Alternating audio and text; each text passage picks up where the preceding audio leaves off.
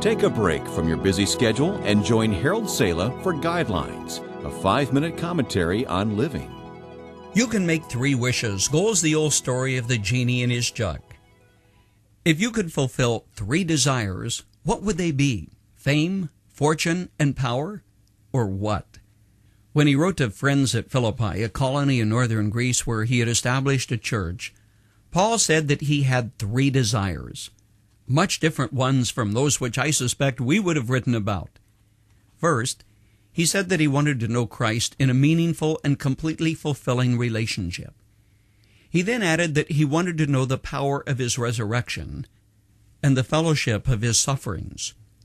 Question: didn't Paul know about everything there was to know about Christianity?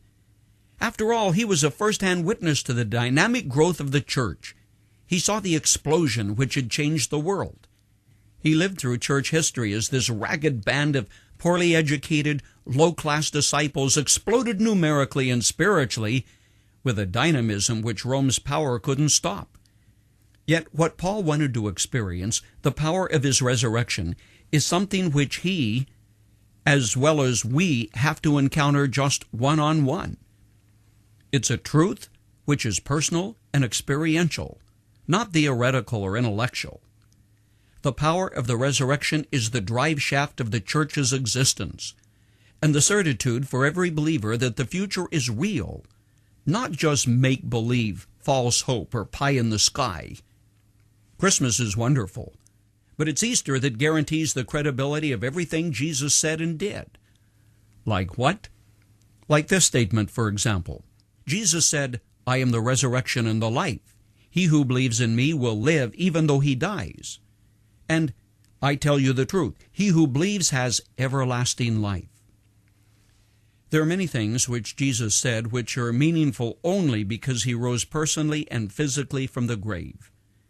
The resurrection of Jesus Christ was not a belief of the early church. It was a fact around which the early church grew up. It was the very heart of their belief system, not an appendage which was an add-on to round out the calendar. Donald Gray Barnhouse was widowed as a young man, and he had the foreboding task of raising a little 6-year-old girl who very much missed her mother.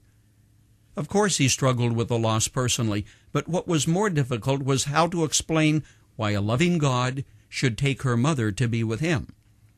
Nothing that Barnhouse said seemed to get through to the little girl. One day Barnhouse and his daughter were standing on a busy street corner waiting for the light to change so they could cross the street. Suddenly a large truck came speeding around the corner, momentarily blocking the sun and casting a shadow over the two standing there. The little girl was frightened.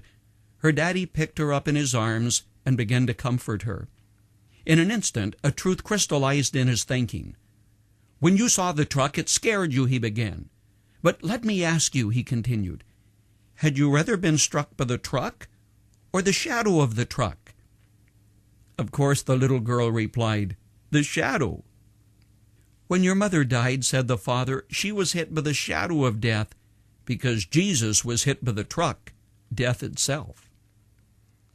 This is the power of the resurrection, the antidote to the sting of death, the comfort which makes loss bearable. Paul knew what he was asking for when he expressed the desire to know the power of the resurrection. His was not an idle wish, but an expression of profound wisdom. Yes, God help us to know the power of the resurrection, which dissipates our fuzzy thinking. Knowing the power of the resurrection gives strength for today.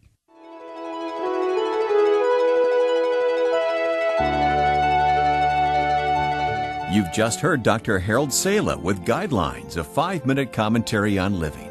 If you would like to listen to the program again, download a copy, subscribe to our e-commentary, or view other resources, visit guidelines.org. We would like to hear from you too.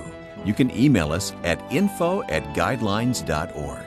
That's info@guidelines.org. Thanks for listening, and we invite you to join us again for the next edition of Guidelines.